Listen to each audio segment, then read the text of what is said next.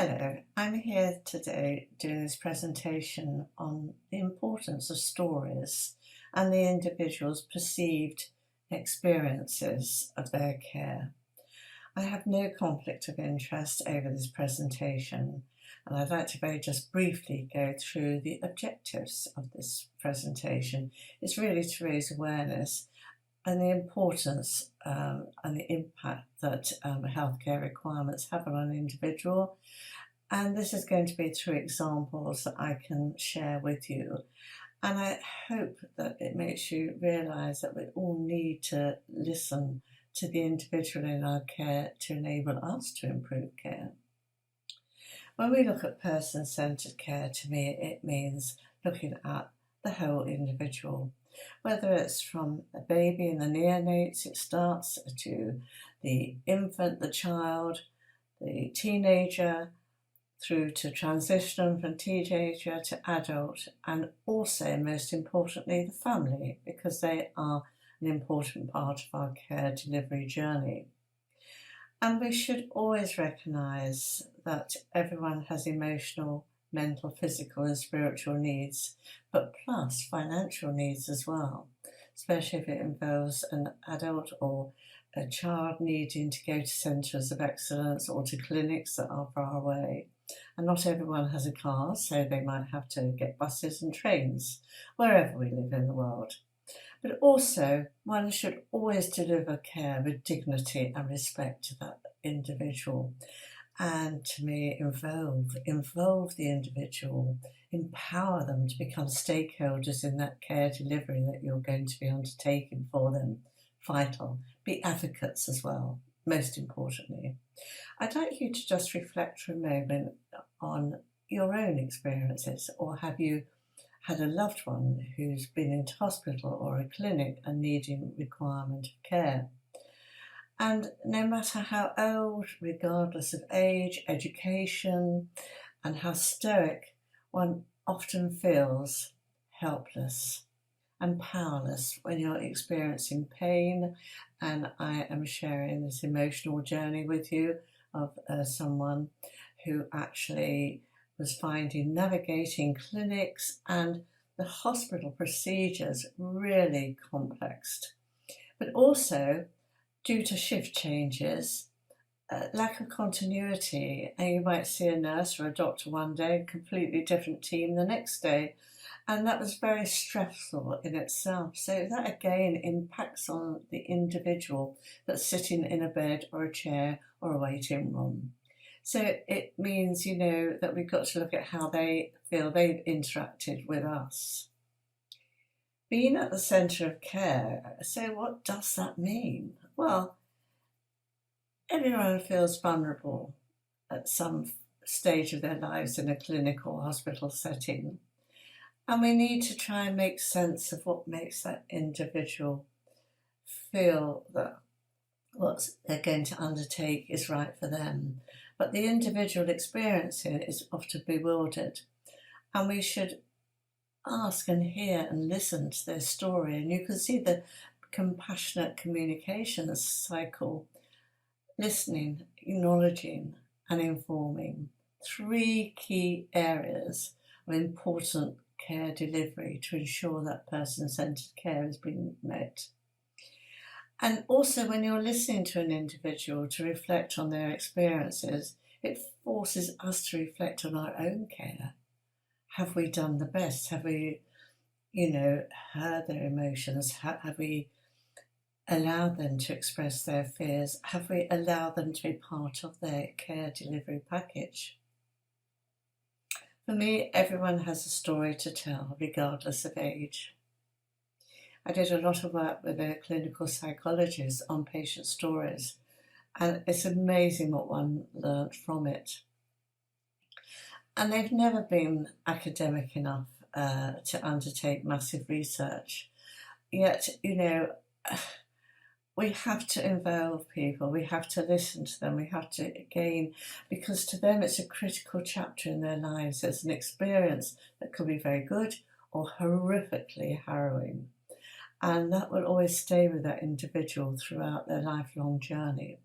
So we do need to have that as part of our integral part of our assessment and care delivery, regardless of disciplines, and we should all be a multidisciplinary team working together in ensuring this happens. So, telling a story in clinical practice, what does it mean? Not listening to an individual, for me, you can see clearly states disregard for their entitlement to our professional expertise, service, and leads to negative outcomes.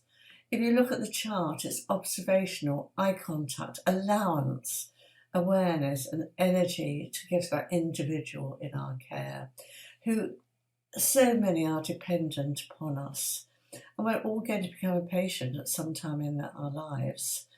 And regardless or not, we hope we have a good experience, but for many, it's a very poor experience.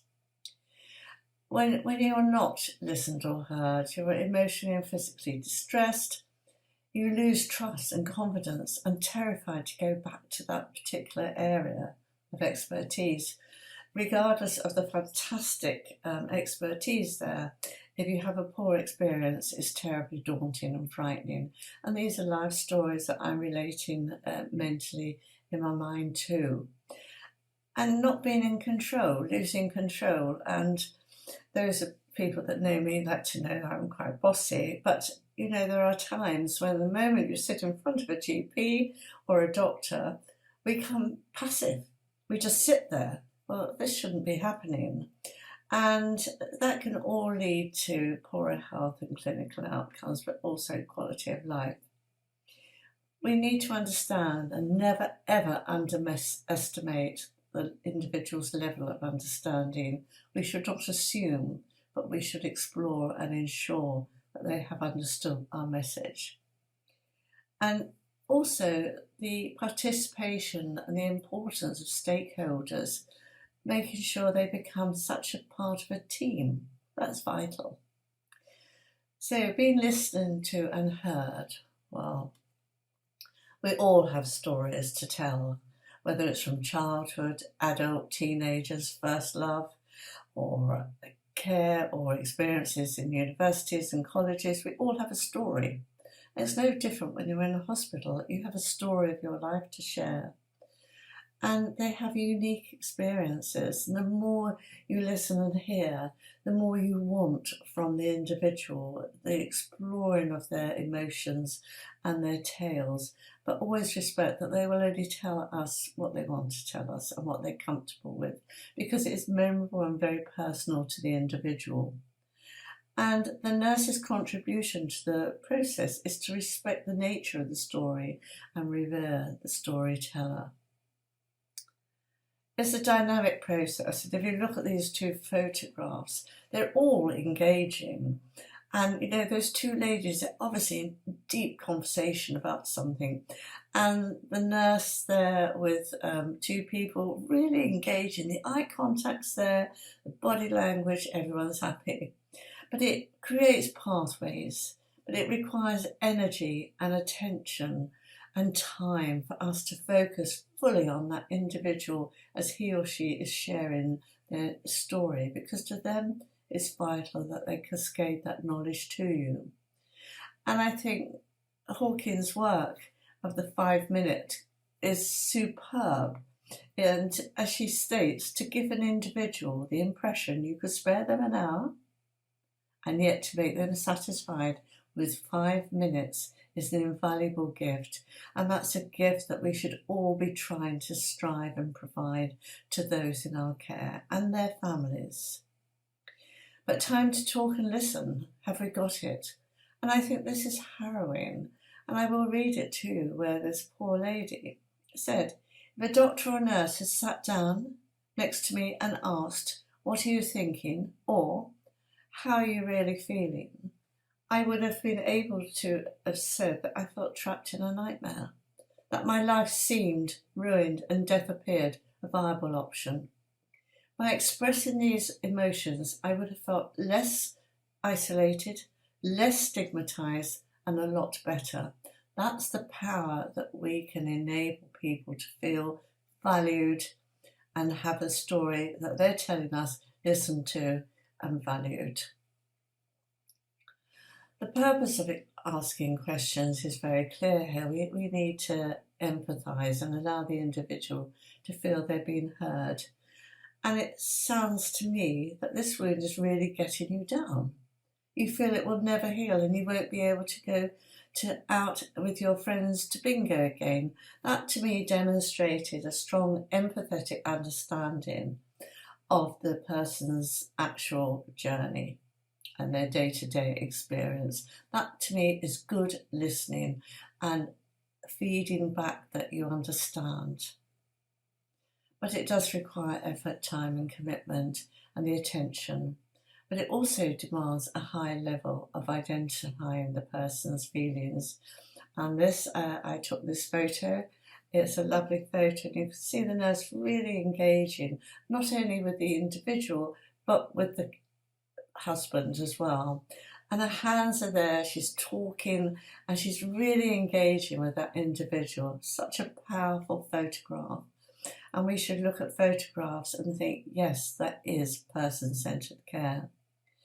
Everyone has a reaction to tell you about, recognise their fears, their confusion. A lot of people are confused about what's going to be happening to them and are very vulnerable and dread going back to see a consultant specialist because it might be bad news, or they will relate to you how they dreaded and express it.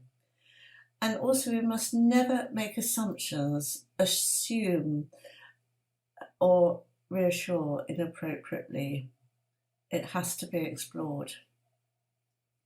When I look at the summary of it, I think this wound management across life's continuum is a very powerful message from, birth to death.